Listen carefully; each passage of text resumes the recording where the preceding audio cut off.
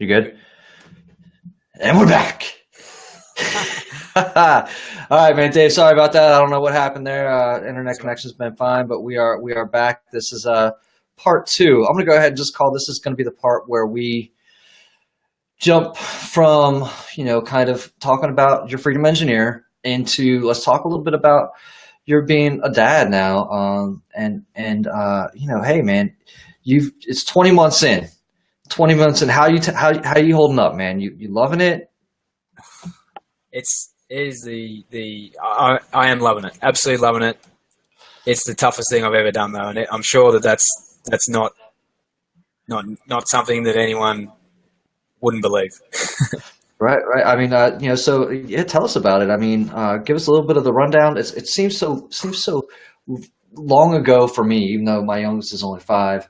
It seems so long ago that I can barely remember, some of the emotions that I was feeling, like you were talking about, just being, what am I going to do? When they first hand Lola off to you, you're like, oh, what do I do with this thing? A couple of maybe some of your favorite firsts, right? Like, what are some of the firsts that she's experienced right now, and just how proud you are, right? Oh man, yeah. Look, I could talk for hours on this, but yeah, I tell you a funny thing. I still remember when I found out that Elle was pregnant. Actually, we were talking about how some friends of ours had said that they were going to the movies a lot because when they have a child, they wouldn't be able to do it much anymore. Okay. And I took her to the doctor for something, and I just thought, it's just a regular, checkup or whatever. And she came out and said, how that we were talking about not being able to go to or having to go to the movies much, those friends of ours. Right. Well, we're going to have to go to the movies a lot in the next 9 months. And I was like, what? But, yeah, look, it was a surreal experience for me. She had to go into the hospital early to be induced, I guess. And so I was actually at home, slept at home on the night before Lola's birth. And I remember waking up that morning, and different to someone who, I guess, whose partner or wife goes into labour and you all grab your bags and run to the hospital. I woke up and I thought, I'm going to be a dad today. Absolutely. And I thought, wow, that's just something really, really, really, really strange. Hey, Jeremy's here. We got. Oh, so you can see the other side. That's awesome. Yeah, that's great. Yeah. What's up, Jeremy? Yeah, so it was it was a really surreal experience. And then I guess the first, like when Lola was born, I just, I remember without going to the gory details, the nurses, I said, what is it? And the nurses said, well, why don't you come and tell us? And, and I grabbed this little baby and I went, it's a girl. So you didn't know, you guys didn't know what kind of baby you were going to have? No, we had the ultrasound, in an envelope on top of the cupboard at home.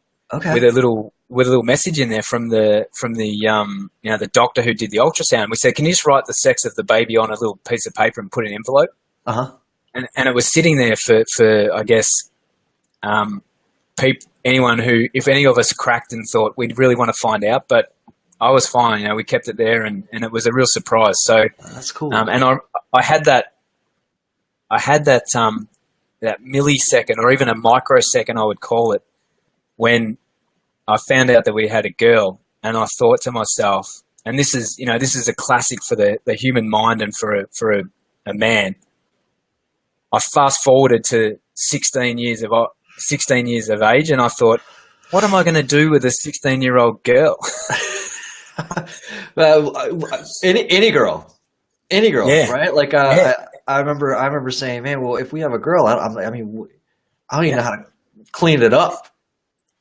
Right? Man, it was, so I had this microsecond, but ever since then, I just, you just turn straight to this unbelievable feeling of connection and love. And so, it's interesting. We're talking about mindfulness. I'm really trying to practice that in my parenting. Right. And And I did a podcast just yesterday, actually, on expectation and thinking how, as I'm looking after Lola, or we're being around each other, how much expectation I'm placing on this little person who's only 20 months into their journey, and trying to take a step back and just let her explore and grow by herself. And so first, it's just amazing. The first time she said something was on, I think it was New Year's Eve. We were sitting having a meal and a glass of wine, and she was in a little bouncer, and she just came out with some little noise, and we looked around and thought, what was that? And that was amazing. And then first time she crawled, and the first time she started walking properly, and it's just amazing just seeing her growing into a real little person. And she's very cute and lovable, even in those times of great stress that you have as a parent in the middle of the night. Well, you were saying last night she was up sick last night, having a rough go of it. Yeah. She's generally sleeps okay, but last night, she woke up and she must have picked up a cold at childcare or something, and so she's got a bit of a stuffy nose, and she was crying and wouldn't put her back to sleep. And 20 minutes later, she was up again, and all I could think was to get up in the morning and do an interview with Brandon about being a father, and this is just like perfect. That's fatherhood, man. If you would have shown up with her like throwing up on your shoulder, I would have understood, and so would the audience. I mean, that's parenting 101 right there, brother.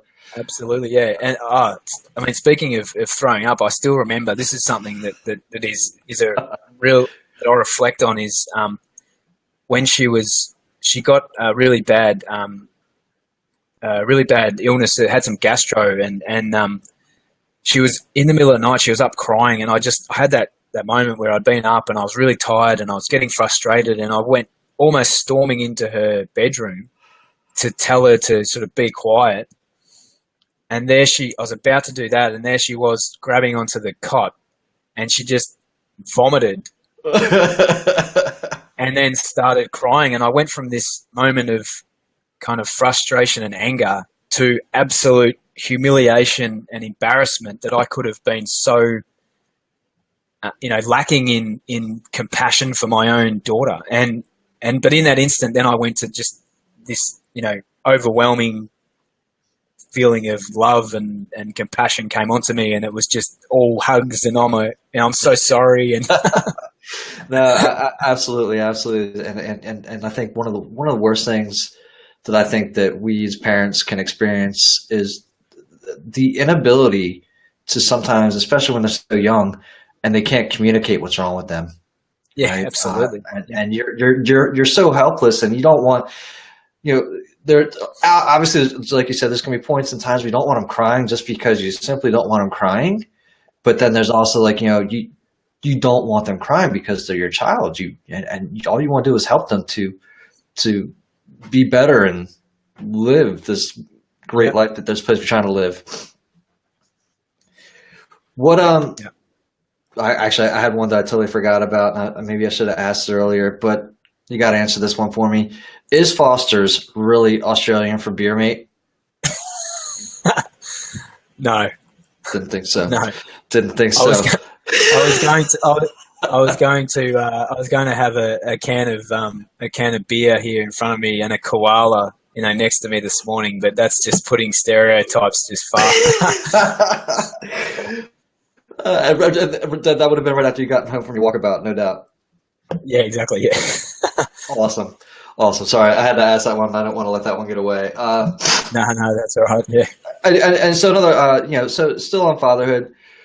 And the other thing, you've got a lot of experience. You traveled around 27 different countries, right? And I imagine that's with work. Is there anything that you kind of picked up about me? And I'm not sure if you did this before you were a parent or not, but seeing other cultures interact.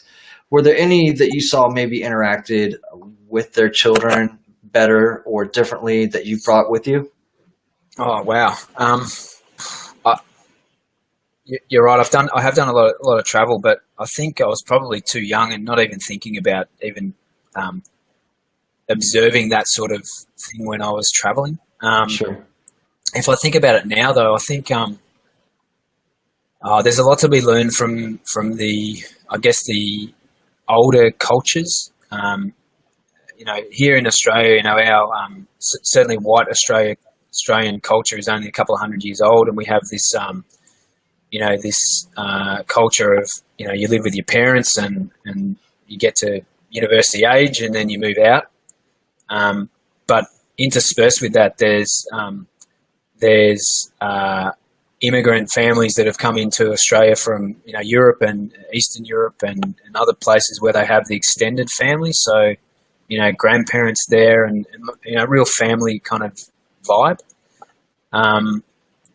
And for me, yeah, multi-generational. And I'm certainly not suggesting that I'd like to be living with my parents in the house still.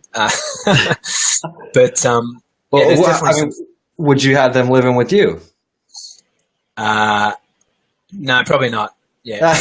No, they're actually really helpful. They do look after. My parents are separated, but we have a really good relationship with both sides, and they look after Lola a lot during the week. So it's really great to have them around. But but I guess just thinking about other cultures and what we can learn, I think anywhere that really incorporates family into that day-to-day life is, I think, really valuable. Absolutely. Have you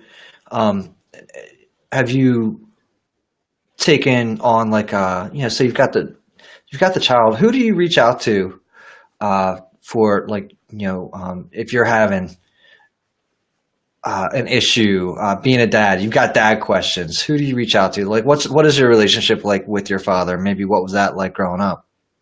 So as I said, my folks are separated. They separated when I was about 12. I was probably sort of old enough to know what was going on, but not too young that it really affected me that badly. And I've maintained a very good relationship with both my mum and my dad over the years. And my dad moved out, and I saw him regularly, and we still have a good relationship. And yeah, he sort of helps out. I'm just trying to think. Think back that far to when I was a kid. We would play sport together, and he'd come and watch me play sport. And he's a man of, I guess, few words. Unless once he gets to know someone, he'll really get into his sort of life story. Okay. But he really enjoys coming over and looking after Lola and being a grandfather. And that's great to see. Again, if I think about being mindful and reflecting on the relationship, I need to be careful not to just see my parents or anyone for that matter who's looking after her as just a tool to be utilised.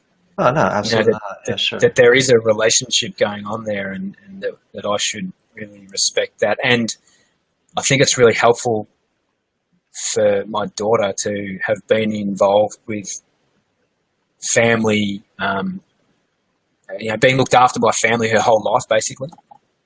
She's very good socially around other people, so that's really good. Absolutely. You gotta, you take her to the daycare, right? She's in childcare. Yeah. Okay. A couple of days a week, and yeah, that's good. Sure. And again, though, so when you, and I feel like I'm guilty of this, when you're having literally dad issues, you're like, man, who do I talk to about this? In any situation, what do you use as a resource yourself outside of meditation or mindfulness to say, man, am I doing this right? Or do you even check yourself? I mean, and do you wonder whether or not you're doing it right? Yeah, absolutely. I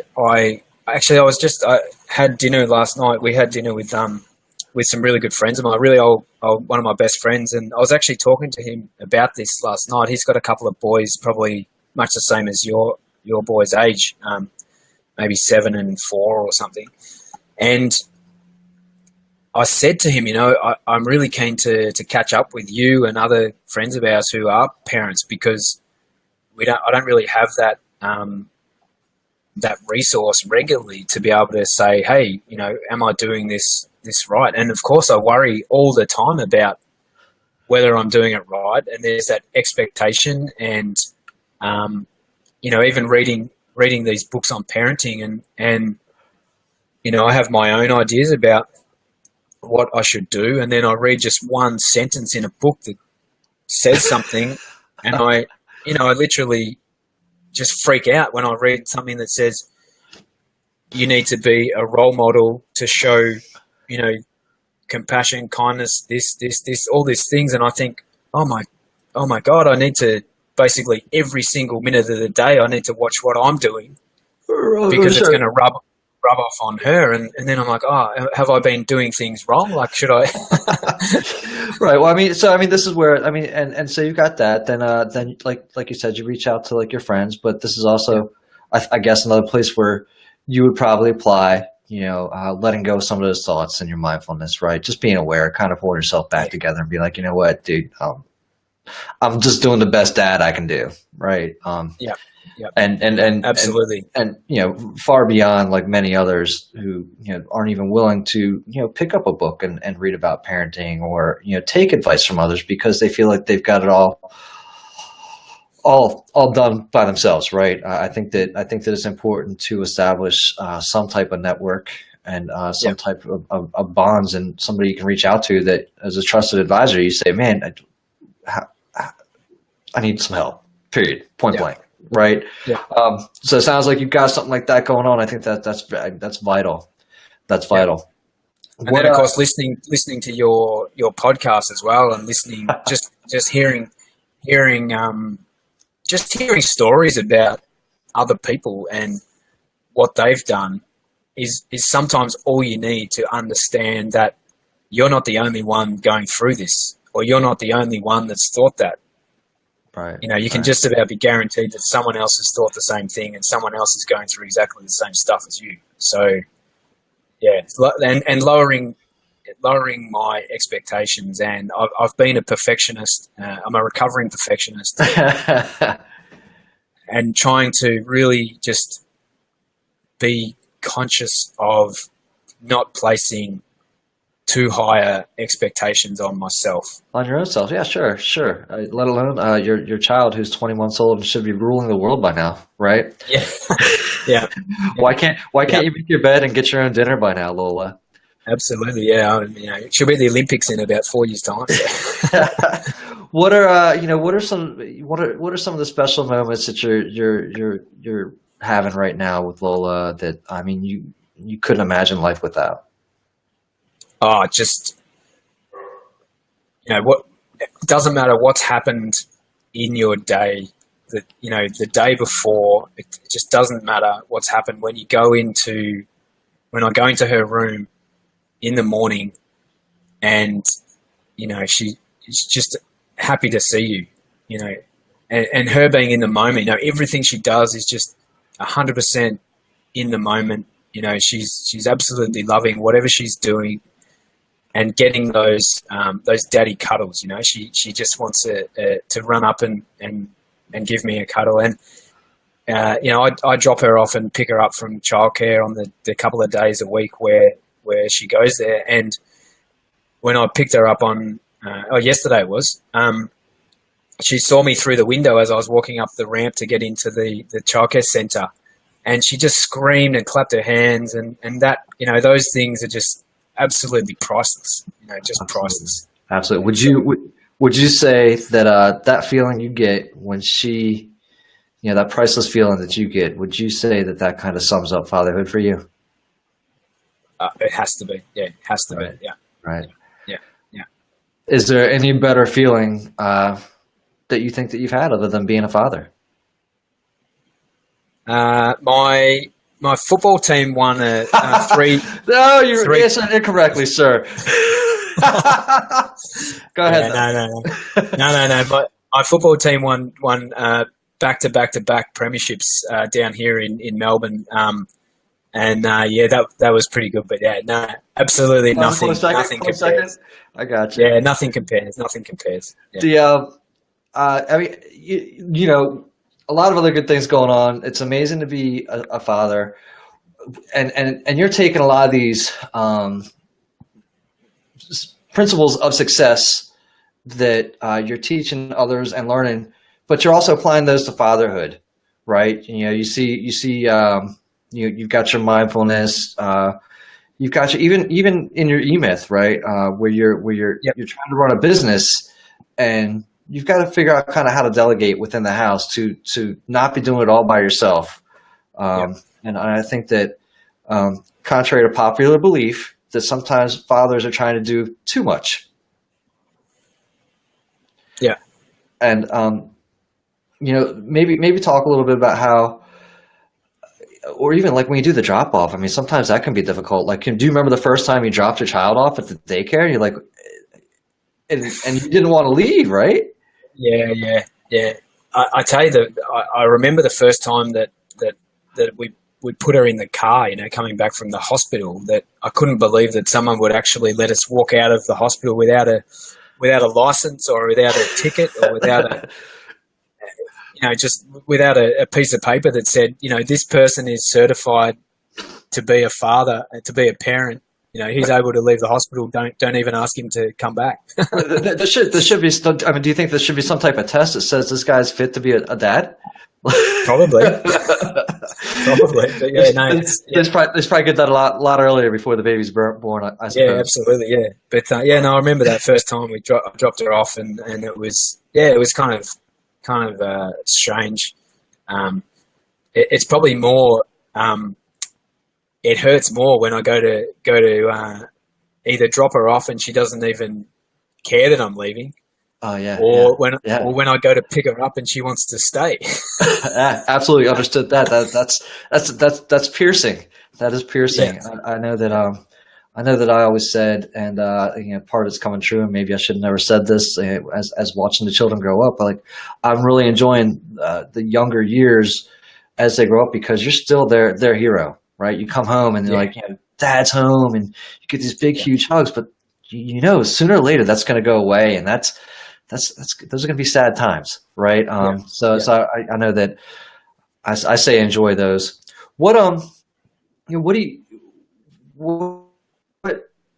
you going to try and do to prepare Lola, right? Like, what are you doing now? And I know it's like no crazy pressure, but what are some things that you think you're doing that are above normal, abnormal, that you're doing to make yourself a better father, to make Lola's life better? Yeah, look, just whatever I can do to become a better person myself, that can then rub off on my daughter, is, I think, not all that I can do, but it's just putting in place those really positive habits and disciplines of learning and, you know, being healthy and being connected and social skills and all those things that, I think she's here now. Yeah. Is she gonna meditate with you? Have her say hi, man. Have her say hi. She's come on, Lola, come here. Hang on. Let's say hi to Lola. Yeah. Hey, come on, Bubby. Without Lola, this show doesn't happen. Come on. Hey, you say hi to everybody. Oh, hey, Lola, what's going on, Lola? Brandon. That's Brandon. Hey. Lola's in the house. Yeah.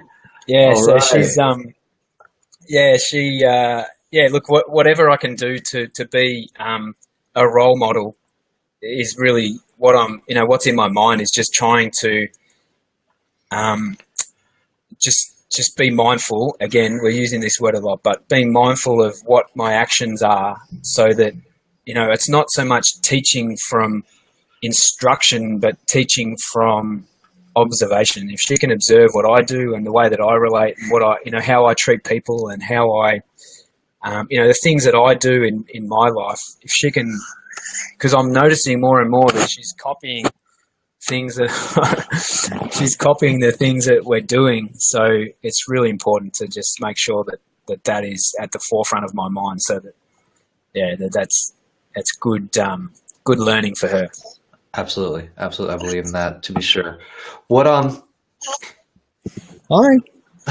not to be a downer, but I mean, in the future, do you see anything that you're imminently scared of for your daughter? Yeah, I was talking about this the other day, actually. I was talking how she's constantly in the present moment at the moment, and it worries me that the older she gets, with the more knowledge she has of the outside world, the harder it will be for her to live in the present moment. Does that make sense? Yeah, absolutely, absolutely. Yeah, And, so I need to, as a father, I need to do all that I can to help her to maintain to be present and to enjoy the moment as it is, because it's only, if you miss it, then that's it. right. If you blink, it goes away. Absolutely, absolutely. Is there any question that you were ready for that I did not ask? I'm not sure. No, I don't know. It's really, I'm really loving your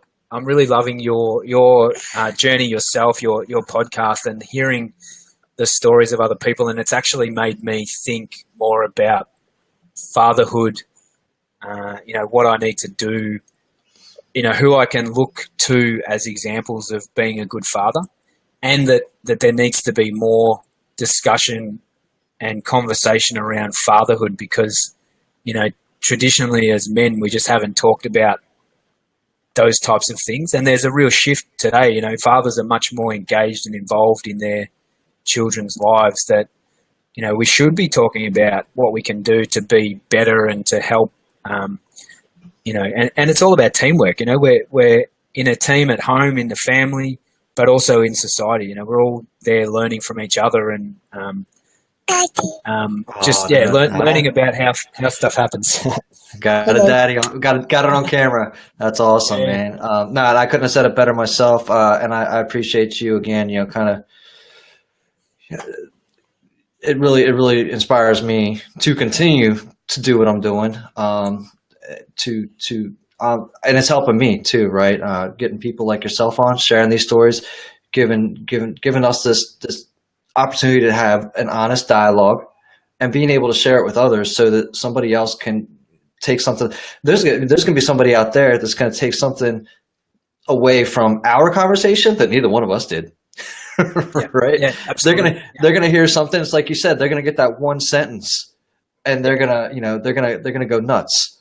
My friend was Go ahead. What's that? I was just saying. So my friend last night we were talking about this, and he said he'd listened to one of my podcasts, an early podcast. I think I mentioned his name actually, Joel, really good friend of mine, and he said that just hearing this concept of engineering freedom, it made him think about some things that had in the back of his mind, or there's some thoughts that had been sitting there, and it was just this one podcast or something that I said that made him think about it. And that's the value in us sharing our stories, and sharing information amongst each other, that we can help to teach and help people to learn something that they didn't know already. Right. No, I mean, we got to help each other out, man. Team human. Yeah. Team human. You know what? I'm gonna go ahead. I want to say thank you again for waking up early. I can see I don't know if that's the daylight coming up over there in the corner there. I really appreciate you taking the time, waking up early, hopping on the podcast, sharing your story, sticking through with the technical difficulties. And again, so your podcast is The Freedom Engineer. They can go to davidbelshaw.com, right? And that'll davebelshaw.com or on iTunes. Yeah. Okay. And this I'm going to try and figure out how to put this up on the podcast as well. Cool. So we can turn this into an actual podcast. So you've got your Freedom Engineer podcast. You're also a coach, right? People can reach out to you to try and figure out how they can engineer their own freedom in life and be successful. And they can do that by signing up on your website as well. Yeah, they can just go to davebelshaw.com and they can put their name and email and we'll connect and just share that 15-minute conversation or 30-minute conversation. We can we can get stuck into what we can do to help them engineer freedom in their life. Yeah. I love it, man. I love what you're doing. Lola's looking great. You look like a great father. Looks like you're having a great time. I'm gonna go ahead and cut us off. And again, thanks, David, and we'll chat again shortly. I'm sure. Absolute pleasure, Brandon. Thanks, mate. You got See it. you Bye. later. Bye.